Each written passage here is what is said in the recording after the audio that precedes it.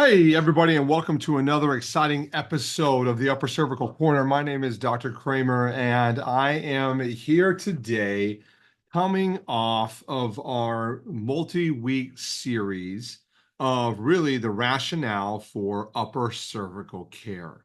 Really, this whole idea of deductively working through a process of understanding the hierarchy of the human system, meaning that the nervous system is the most important system of the body. And it's most important because of its function, which is to sense the environment, both internal and external, and manage a state of adaptation for survival. And so, with that being said, at the end of our last module, when I finished it, I was going through this process of where we arrive at the delivery of the upper cervical adjustment, meaning that we have gone through understanding that the nervous system is dysfunctional. And as a result, we have abnormal skeletal structure. And those two things are married together by a misalignment of the upper cervical spine. And then we talk through this idea that once an upper cervical adjustment is delivered and that neurological state is balanced from an autonomic perspective, meaning that we have adaptation, the questions start coming in regarding how do I hold my adjustment for a longer period of time. And I am so glad that we get to dive into this because this is where the nuts and bolts of life come into play, right? This is where taking care of the entire person is actually what true care is, right? This is where we divert from this Western medicine model of, one symptom, one pill, 42 specialties. And if if you have this symptom, you need this specialty with this medication, et cetera. And we dive and take a right turn into the idea of analyzing and evaluating how we live our life. And this is where I start to get really excited. And I get excited because there's a lot of topics that we can cover. And it's fascinating to me because most of these are self-explanatory. For the majority of the human existence, I would say minus the last 100 years, this is how we probably lived most of the time. And that just until recently, we have started to actually recognize that from 1960 forward, the magical pill that has been promised to us doesn't deliver jack squat as it relates to the expression of health. And so today, I am going to start this process of how we can strengthen our nervous system, how we can strengthen our body, and how we can create the environment for the ultimate expression of health. And the first place I'm going to start with is going to be the idea of nutrition. For the longest time, I have been probably fascinated with nutrition. I would tell you mainly probably about 2010 is when I started to get serious about it. Most of the time it was, hey, we're in college athletics. You need to gain weight, so you need to eat more calories. In my life, that was double barbacoa burritos from Chipotle, extra peanut butter and jelly sandwiches, right? Just load in the calories because we need to be strong. And to be strong, you got to be big. But when you leave college athletics and you no longer need to be strong and you keep eating like you need to be strong, you become obese, and that is a problem. And so I started diving on this journey of navigating really what nutrition is, right? Because for most of us, let me get into this here. Hold on one second. Let's just get a screen up so we can start this.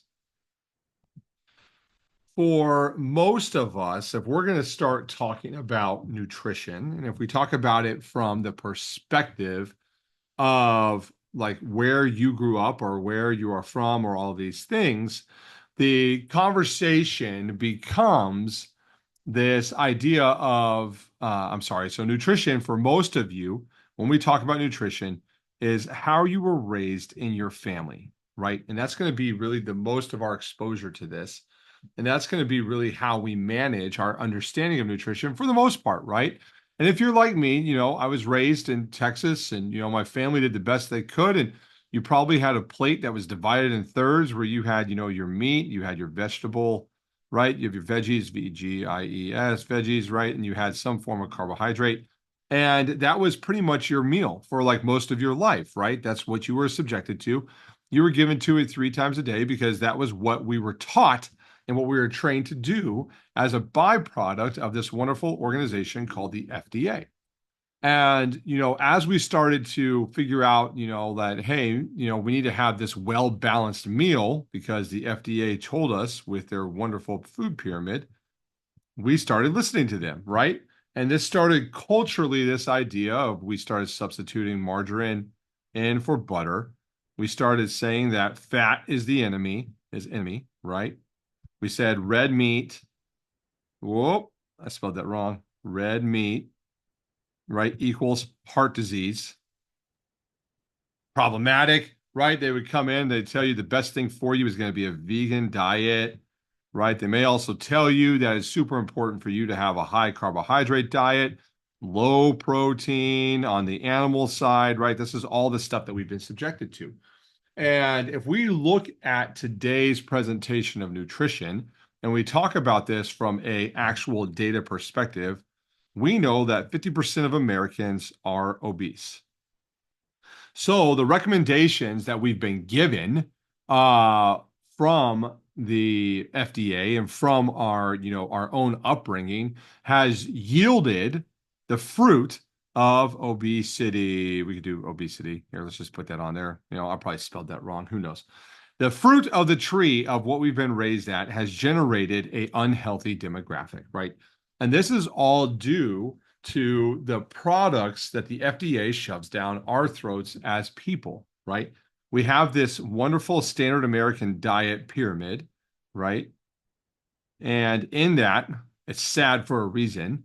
You can also dive into this idea of evaluating how our food is raised, how it is processed, how it is manufactured. And we know that we are the world's largest consumer of pesticides, right, and herbicides. We are the world's highest consumer of atrazine. We are the world's highest consumer of microplastics. We are the world's highest consumer of corn and glyphosate. And we are actually the highest consumer of ultra-processed foods. And you may be sitting here going, okay, Dr. Kramer, what does that mean to me, right? This is our nutrition. This is our panel. The government said this is healthy for us. But if, you recognize the fruit from the tree, right? If it says it's a lemon tree and you're suddenly having bananas off of it, we know we got problems, right? So if all of a sudden the government is telling you that in order to be healthy, you need to follow this diet that is high in ultra-processed foods, that's loaded with corn and glyphosates, that is stored in microplastics, that has a sex-changing hormone in it called atrazine, and that is continually expressed to pesticides and herbicides, you may be asking yourself, what's the fruit of this? Well, I'm so glad you asked, because the fruit of our current sad diet that we are subjected to is an increase in insulin resistance. You don't have to ask me what this is. You can just go get a blood test and find out how insulin resistant you are. I would tell you probably 60% of Americans are in that insulin resistant group. It also yields glucose resistance.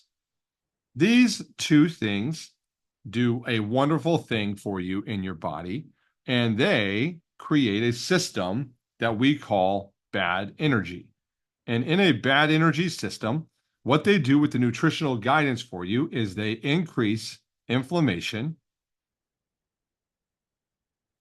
They increase free radical production, cancer-causing agents, arthritis-causing agents, Crohn's disease, lupus, all those things, etc. They destroy, so kill, mitochondrial function, right? And all of this together right here will disrupt your nervous system. Interesting, right? Fascinating to think about this.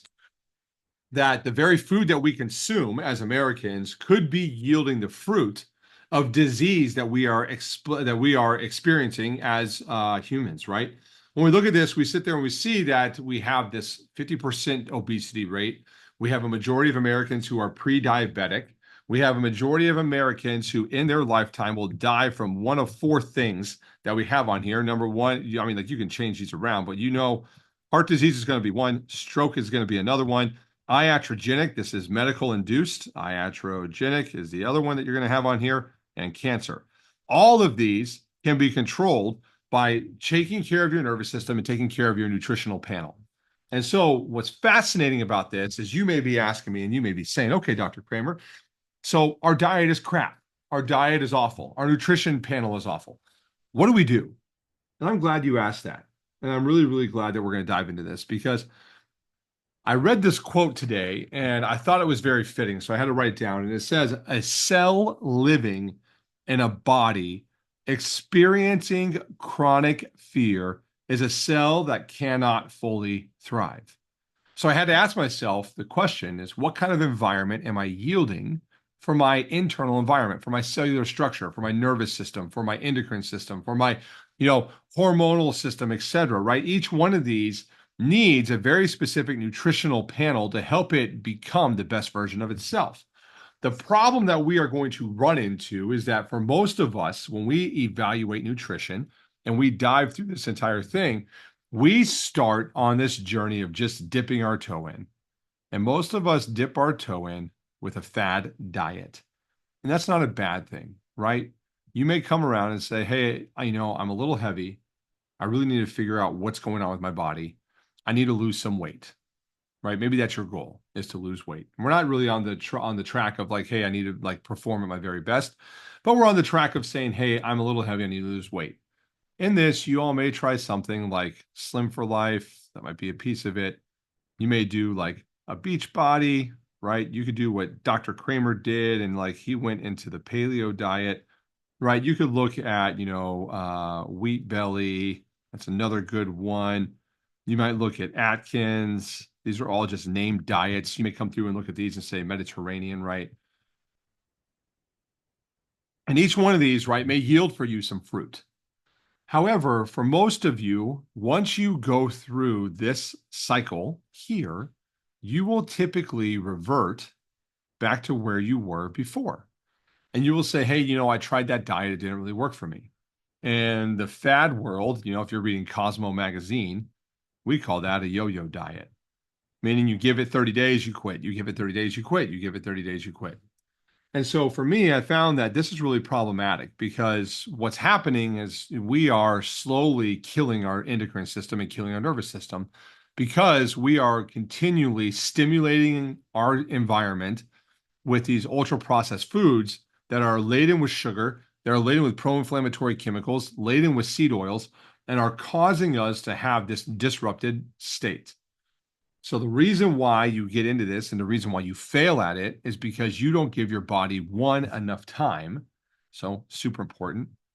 And number two, you don't give your body the resources to actually heal. My argument that I would bring up to you in nutrition is that most of us are so dysfunctional that none of these above will actually work for any long period of time until you actually restore the integrity of your digestive system.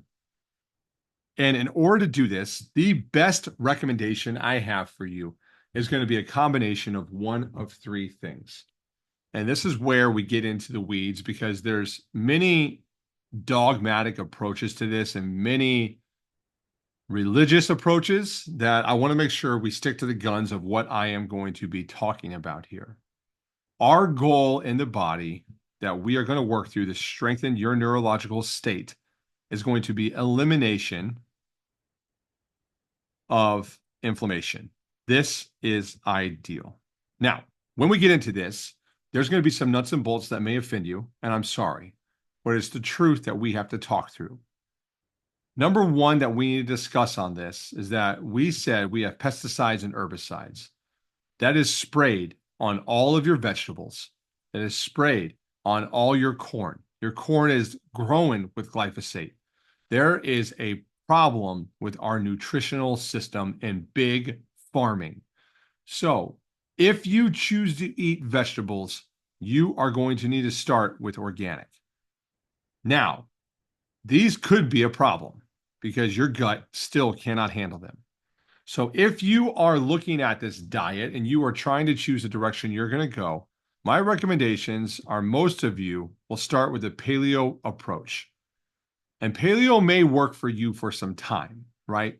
For me, it worked for about 2 years, and then I started gaining weight slowly. So then it kind of stopped working, right?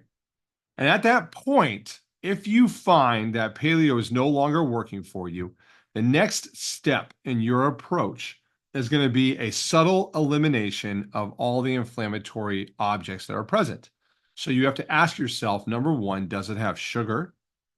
Number two, does it have any extraneous, extraneous seed oil? That's a bad problem. Number three is on there is going to be additives. So if we're going to look at that, that's pretty much anything that you can eat at this moment that we've talked about on the paleo system. And so you are going to have to gradually eliminate. From paleo, you will probably look at something like keto.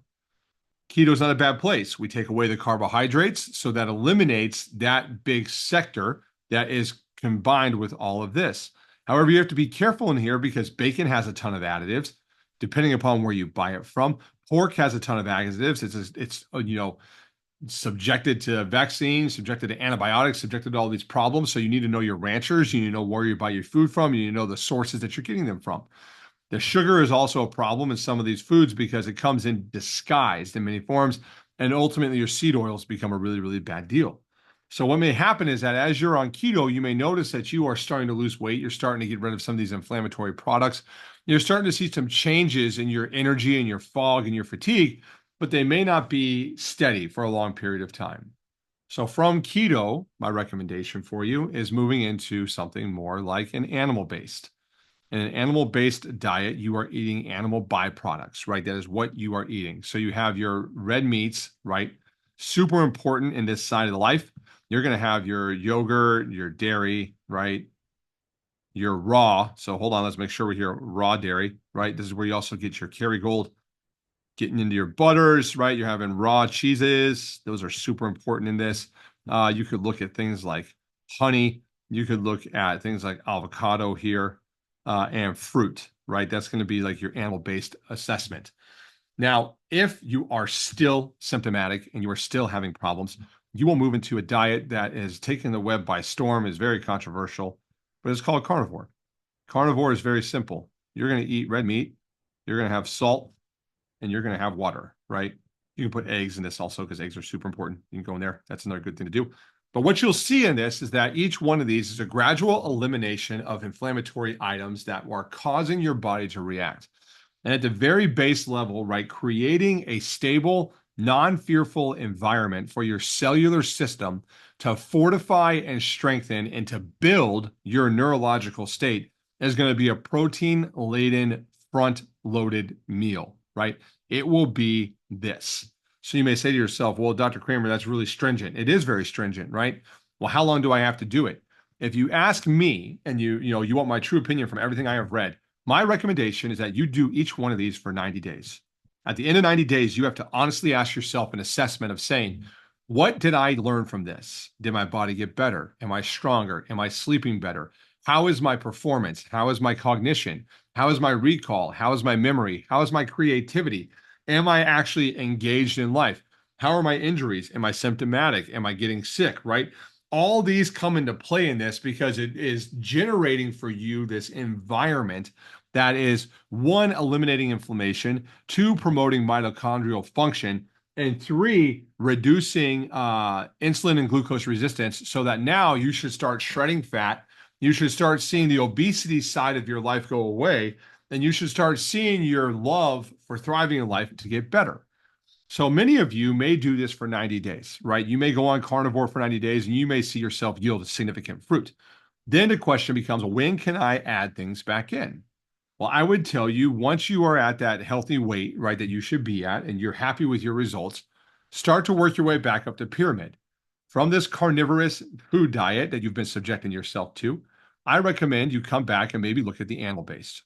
Animal-based is super awesome for like performance-based things, and it also gives you some of your cravings. Because let's be honest, yogurt and honey is money, right?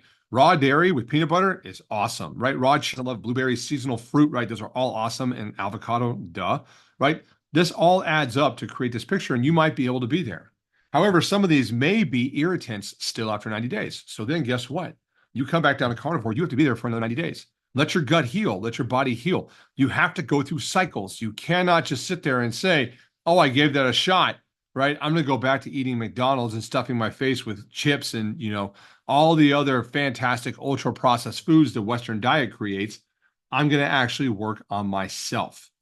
And so what this is a continual experience that you're going to work on, right? It is a life commitment of constantly fine tuning and exploring what generates optimal health for you and what restores optimal physiology for you. There's no one right way to skin a cat.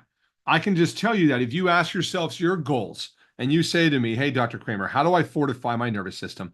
You have to know for sure that the FDA is a problem, that the FDA food pyramid is an even bigger problem. You have to know that all these recommendations, like margarine is pure crap, fat is actually your best friend, red meat is the most nutrient dense food you can eat, period. And then carbs are actually ultra processed forms of fat bombs that can destroy your system. You need to know these things. Vegan, I've seen really good things about. I just don't like vegetables. I'm not a vegetable eater. I used to love Brussels sprouts. I call them crucifers that crucify your gut because that's what they do to me, right? It's problematic. For some of you, though, you're going to love the vegan. I think vegan and carnivore are two sides of the similar coin. They are extremely, extremely limited with what you can eat, and they force your body to actually work through a healing process with the resources that are given to them, right? However, we need to know that if we continue down the path of a 50% obesity rate, and we follow this sad pyramid of consuming pesticides, herbicides, atrazine, fluoride, right? Microplastics, chlorine, glyphosate, and ultra processed foods, we are going to continually to feed the Western medical protocol that is generating for us heart disease, stroke, iatrogenic causes of death, cancer, type 2 diabetes, right? All these problems that can all be prevented with lifestyle modifications, starting with your nutrition. So, what my recommendations are for you is to evaluate where you are on your nutrition on a daily basis. Ask yourself the question, am I giving myself the fuel necessary for my body to operate at optimal capacity? If I am not, then I need to start evaluating my healthcare decisions. And I need to start asking myself, what diets have I tried and why have they not worked? And if they have not worked, we need to start looking at eliminating inflammation and restoring normalcy to the human biome. This starts with looking at several of these more restrictive diets and working your way down the path of eliminating things that are causing inflammatory responses in your body. That's going to start with evaluating things such as the paleo diet or the ketogenic diet. If those two are not yielding you fruit and you are not getting the results, you need to look at something more serious like an animal-based or a carnivorous diet. Either one of these needs to be run for about a 90-day window, and then you need to reassess what you're looking like for your health and for your longevity. If you ask me, I have been on carnivore now for 66 days. Actually, I'm lying to you. I have been on animal-based now for 66 days. I've given up alcohol this year, haven't had any, and I am on this presence of actually restoring myself into a normal functioning human. Now, for me, everything I have learned is that for every 1 year of ultra processed crap that you consume, it will take 4 months of an elimination diet to generate healing. So let's say we've been eating ultra processed crap for 10 years, right? You have to do 10 times 4, so you're at 40 months, right? That's a lot. That's 3.5 years. So give yourself that time in the space. Set up recommendations and expectations that are designed for you to have a life commitment of constantly fine tuning and exploring what generates optimal expression of health, right? There is no such thing as maintaining. You are either moving forward or backwards. And your choices today are the choices that will determine if your cell is living in a body that experiences chronic fear or a body that experiences optimal performance. That choice is yours. A cell cannot thrive in an environment that is constantly fearful. A cell can only thrive in an optimal environment. And the way that we can start working on that is with your nutrition. In order to fortify your nervous system, nutrition game has to be on point. I hope you learned something today about your nutritional profile, and maybe you can ask some questions about yourself that will help you better navigate ways to stop eating crap and to start engaging with yourself and creating optimal health. That's what I got today. Have a good one. Be back next week.